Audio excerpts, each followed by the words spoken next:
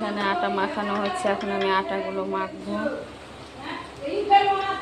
আর এখানে আটা মাখানো হচ্ছে, আর এখানে হচ্ছে আলু ভাজা।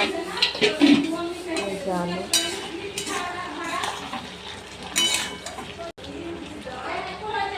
আটা মাখা হচ্ছে।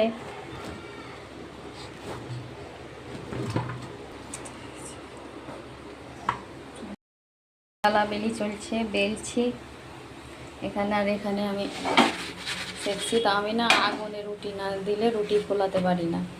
এভাবে সেকে তারপরে আগুনে দিয়ে ফলিয়ে নেব।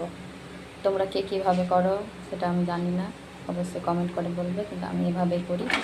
এভাবে পুরো রুটিটাকে সেকে নিয়ে এভাবে দিয়ে তখন এভাবে তখন আগুনে ফেলে করে নিই। আমার সকাল সকাল খাবার রেডি। রিসানের জন্য লুচি আর ঘুগনি করলাম, আর আমাদের জন্য রুটি আর আলু ভাজা। তো আমরা সকাল সকাল খাবার নিয়ে বসে পড়েছি।